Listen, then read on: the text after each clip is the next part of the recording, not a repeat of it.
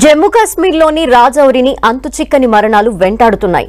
జిల్లాలోని బుదాల్ గ్రామంలో నెలన్నర వ్యవధిలో 17 మంది అనుమానాస్పద రీతిలో చనిపోయారు. అయితే ఈ మరణాలకు కారణాలేంటి అనే దానిపై సస్పెన్స్ కొనసాగుతోంది. జ్వరం, ఒళ్ళు నొప్పులు, వాంతులు, స్పృహ కోల్పోవడం లాంటి సమస్యలతో అక్కడి ప్రజలు ఆసుపత్రుల్లో చేరుతున్నారు. కొన్ని రోజుల్లోనే మరణిస్తున్నారు.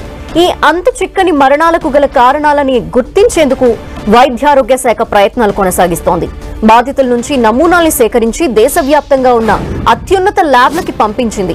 పూణేలోని ఎన్ఐవి, ఢిల్లీలోని ఎన్సీడీసీ, లక్నోలోని ఎన్ఐటీఆర్, గ్వాలియర్లోని డిఆర్డీఈతో పాటు చండీగఢ్, జమ్మూల్లో ఉన్న రీసెర్చ్ ల్యాబుల్లో పరీక్షించినప్పటికీ వైరస్ లేదా బ్యాక్టీరియా కారకాలు లేవని తేలింది. ఐఐటీఆర్ నిర్వహించిన పరీక్షల్లో మాత్రం ఆ నమూనాల్లో విషపూరిత పదార్థాలు ఉన్నట్టు గుర్తించింది. దీంతో మరింత అప్రమత్తమైన కేంద్ర ప్రభుత్వం అన్ని కోణాల్లో దర్యాప్తు చేసేందుకు ప్రత్యేక బృందాన్ని ఏర్పాటు చేసింది. రాజౌరిలో మరణాలు, అక్కడి పరిస్థితిని దర్యాప్తు చేసి కారణాలు తెలుసుకునేందుకు తక్షణమే కేంద్ర బృందాన్ని ఏర్పాటు చేయాలని కేంద్ర ప్రభుత్వం ఆదేశించింది. హోంశాఖకు చెందిన సీనియర్ అధికారి ఈ బృందానికి నేతృత్వం వహిస్తున్నారు. ఆరోగ్య, కుటుంబ సంక్షేమ శాఖ, వ్యవసాయ శాఖ, ఎరువులు, రసాయనాల శాఖ, జలవనరుల శాఖకు చెందిన నిపుణులు ఈ బృందంలో సభ్యులుగా ఉంటారు.